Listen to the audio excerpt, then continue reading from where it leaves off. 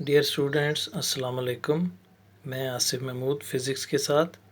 आज हम 10th chapter complete करने के बाद नेक्स्ट यूनिट यानी 11th यूनिट या 11th चैप्टर स्टार्ट करेंगे और इसका टॉपिक है साउंड यानी आवाज़। तो आवाज़ के बारे में हम इस चैप्टर में बड़ी डिटेल से पढ़ेंगे कि आवाज़ क्या है, ये कैसे प्रोड्यूस होती है, इसकी डिफरेंट करैक्टरिस्टिक्स क्या हैं, ये हम इस चैप्टर में पढ़ेंगे। तो इससे पहले कि हम डिस्कस करें, हमने different forms of waves discuss की थी पिछले चैप्टर में और हमें मालूम हुआ कि वाइब्रेशन से वेव्स प्रोड्यूस होती हैं। तो साउंड जो है ये भी वेव्स की एक फॉर्म है। तो इसको हम इस चैप्टर में डिटेल से पढ़ेंगे। तो देखेंगे कि साउंड क्या है।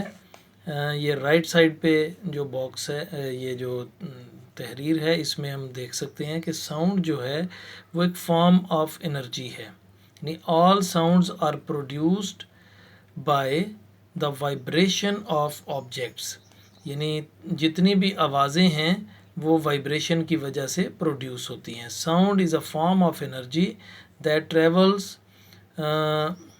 From in the form of waves from one place to another. तो साउंड जो है एक फॉर्म ऑफ एनर्जी है जो वेव्स की सूरत में एक जगह से दूसरी जगह ट्रैवल करती है। तो हमें मालूम हुआ कि साउंड जो है ये भी एक तरह की वेव है और like other waves sound is also produced by vibrating bodies. तो साउंड भी किसी बॉडी की वाइब्रेशन की वजह से प्रोड्यूस होती है। जब कोई बॉडी वाइब्रेट करती है तो उसके इर्द गिर्द की हवा भी वाइब्रेट करती है। वो वाइब्रेशन जब हमारे कानों तक पहुंचती है तो हमारे कानों के अंदर पर्दे भी जो हैं वो वाइब्रेट करते हैं, जिससे सुनने की जो सेंसेशन है वो हमें पता चलती है। हम उससे अंदाज़ा करते हैं कि आवाज़ प्रोड्यूस की हुई है। तो उस सेंसेशन की वजह से हम उस आवाज़ को समझते हैं कि ये आवाज़ क्या है। तो इसके मिसाल दी गई है कि जब गिटार के तार को छेड़ा जाता है तो वो वाइब्रेट करता है। जब वो वाइब्रेट करता है तो उसकी जो वाइब्रेशंस हैं वो हवा को वाइब्रेट करती हैं और वो हमारे कानों तक पहुंच के सुनने की सेंसेशन पैदा करती है। इसी तरह हम जब बोलते हैं तो हमारे गले के अंदर जो वोकल कॉर्ड्स होते हैं वो वाइब्रेट कर रहे होते हैं और मुख्तलिफ़ उतार चढ़ाव की वजह से हमारे मुख्तलिफ़ अल्फाज मुख्तलिफ़ अंदाज में अदा होते हैं और जो वाइब्रेशन है हवा में वो हमारी आवाज़ जो है वो वाइब्रेशंस की सूरत में दूसरे के कानों तक पहुंचती है। इसी तरह हमारे बॉडी के दूसरे ऑर्गन्स जो हैं, मसलन हार्ट है, उसकी धड़कन होती है, लंग्स होते हैं, ये भी वाइब्रेट करते हैं और साउंड प्रोड्यूस करते हैं, जिसको डॉक्टर स्टेथोस्कोप की मदद से सुनते हैं। हमारी नेक्स्ट एक एक्टिविटी है sound is produced by a vibrating body, कि साउंड वाइब्रेटिंग बॉडी से प्रोड्यूस होती है। तो इसका एक छोटी सी एक्टिविटी दी गई है कि एक ट्यूनिंग फोर्क, इस शक्ल की एक डिवाइस होती है ट्यूनिंग फोर्क, जो लैब्स के अंदर इस्तेमाल होता है, कि इसके दो जो हैं प्रोंग्स होते हैं और एक ये हैंडल नुमा चीज़ होती है। इसको जब हम किसी रबड़ की चीज़ के साथ मारते हैं तो इसके अंदर वाइब्रेशन पैदा होती है। तो जब वाइब्रेशन पैदा होती है तो साउंड प्रोड्यूस होती है। तो हमने इसको एक एक्टिविटी के सूरत में यहाँ पे बताना है कि ये अगर हम इसको किसी रबड़ की चीज़ के साथ मारें वाइब्रेशन पैदा होगी, और उसको अगर हम एक स्ट्रिंग के साथ लटके हुए बॉल के पास लेके आएंगे तो बॉल जो है वो अपनी जगह से डिस्प्लेस होगा, वो अपनी जगह से हट जाएगा इस वाइब्रेशन की वजह से। तो जिससे पता चला कि ट्यूनिंग फोर्क वाइब्रेट कर रहा है और जो साउंड प्रोड्यूस हो रही है वो उसकी वाइब्रेशन की वजह से है।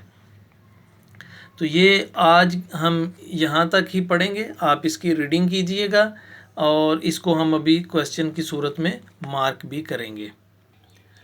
आज का होमवर्क डिफाइन साउंड, और नेक्स्ट है डिफाइन एकॉस्टिक्स। इसको हमने डिस्कस नहीं किया। डिफाइन एकॉस्टिक यहाँ पे नहीं लिखा हुआ, बाज़ किताबों में ये लिखा हुआ है कि व्हाट इज़ एकॉस्टिक। तो मैं आपको थोड़ा सा बता देता हूँ। The study of sound waves, their production, propagation and characteristics is called acoustic. यानी साउंड वेव की प्रोडक्शन, उनकी प्रोपेगेशन और उनकी खसूसियात के मुताले को एकॉस्टिक कहा जाता है। और how the sound is produced, ये हमने अभी डिस्कस किया है। और explain sound is produced by a vibrating body, ये भी हमने एक एक्टिविटी के तौर पे किया है। इन क्वेश्चंस को मैं आज एक पिक की सूरत में साथ शामिल कर दूंगा, लेकिन ये जो लास्ट वाला है, explain sound is produced by a vibrating body, इसको हम बुक पे अभी मार्क करते हैं। बुक के पेज 20 पे देखें, sound is produced by a vibrating body, ये हेडिंग देंगे और यहाँ से स्टार्ट करेंगे सेकंड लाइन से। If we strike the tuning fork against rubber hammer, the tuning fork will begin to vibrate. ये नहीं लिखना फिगर का। We can hear the sound produced by tuning fork by bringing it near our ear. We can also feel the vibrations by slightly touching one of the prongs of the vibrating tuning fork with a plastic ball suspending from a thread. Touch the ball gently with the prong of a vibrating tuning fork. The tuning fork will push the ball because of its vibrations. यहाँ तक। और उसके बाद ये last पे जो लिखा हुआ है, from this activity we can conclude that sound is produced by vibrating bodies. तो ये आज का होमवर्क है।